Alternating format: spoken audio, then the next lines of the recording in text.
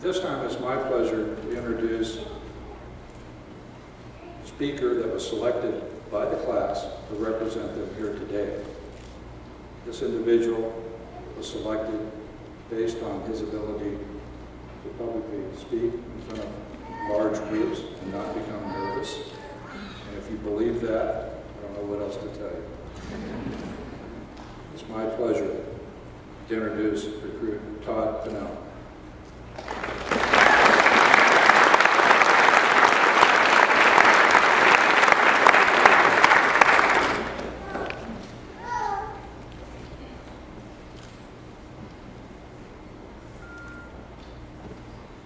Good afternoon and welcome. 6 months ago, 51 individuals came together to make up the 125th Butte College Academy class. Our class ranged from an 18-year-old right out of high school to a 45-year-old retired military veteran. We came from many different backgrounds with an array of different life experiences. Some with bachelor's degrees and some with no college at all. Some with years of military experience all over the world, and some who had never left their backyards. Some who had never had a job, to some who had made 6 digits the year before and were looking for purpose in their lives. As we sat in class the first day with little to no idea to what we had gotten ourselves into, Coordinator Beasley and Mr. Clausen introduced us to the RTOs and instructors that would form up and pour the foundation to our law enforcement careers. We all sat there sizing each other up and wondering who would be here at the end. Throughout our time here at the Academy, we've spent over 460 hours sitting through classroom lecture, learning everything from the difference between petty theft and murder to the proper use of commas. We spent over 80 hours with RTO Snellgrove and Mr. Bootman in the gym and out on the track conditioning our bodies.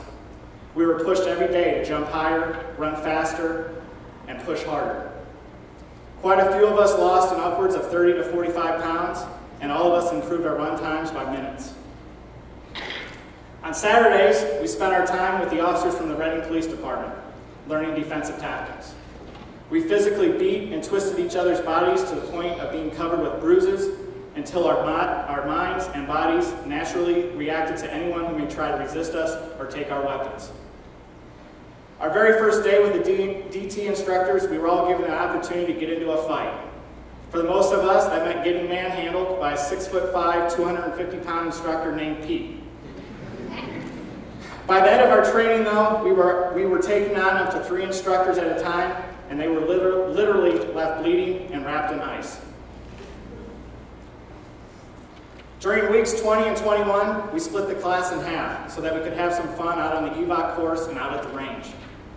Mr. Crosswhite and the EVOC instructors challenged us to do things in cars that most of us have never realized you could accomplish.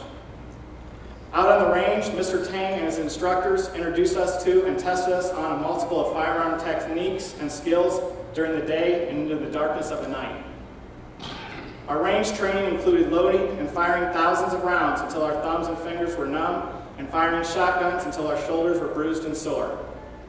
On the last day of training, we even got the chance to fire a multiple of weapons, including handguns of all sizes, an Uzi, an old gangster-style Tommy gun, and a sniper rifle.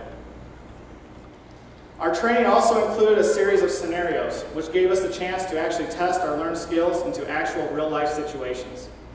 Some of these included the use of force, vehicle pullovers, building searches, domestic violence calls, and being ambushed, to name just a few.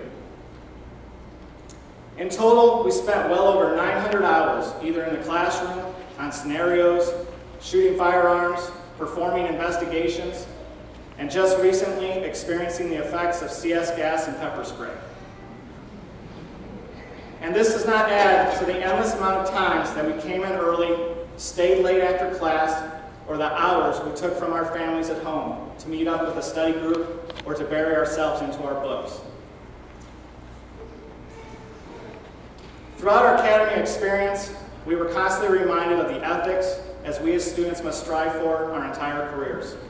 Words such as trustworthiness, respect, responsibility, fairness, integrity, compassion, courage, leadership, and teamwork were used on a daily basis. We have all realized that these words cannot just be words to us, but they need to be the core values that we embody as police officers. The public looks to us as their lifeline and holds us to a higher standard than any other. Not everyone can be tested day in and day out the way that we were and will continue to be for our careers. None of us did this on our own, though. Many times, we as a class demanded a certain standard of ourselves, and we constantly pushed each other to live up to that standard. Although we constantly teased one another like brothers and sisters, we also supported one another like family. We were highly competitive, and nothing we achieved came easy.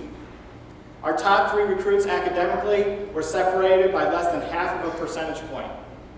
Our 2 best athletes were separated by only 1 point, and the 2 top shooters only separated themselves by 3 points.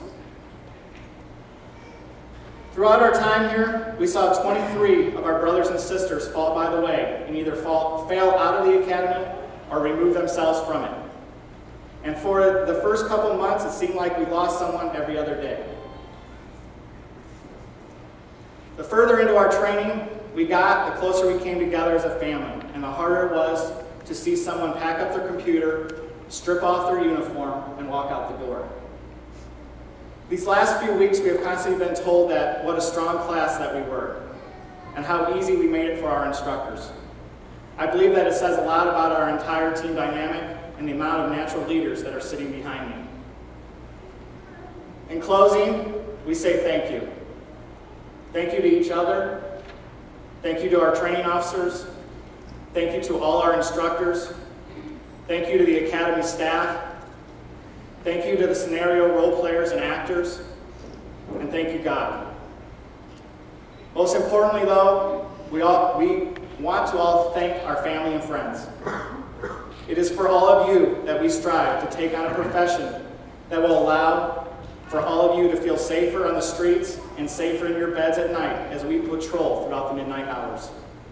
Thanks for your patience, thanks for your love, and thanks for your support. It is our duty to serve you and an honor to protect you all. President Kennedy once said, "Few will have the greatness to bend history itself, but each of us can work to change a small portion of events, and in the total of all those acts will be written the history of this generation." Thank you, and Fidelis et Mort. Thank you.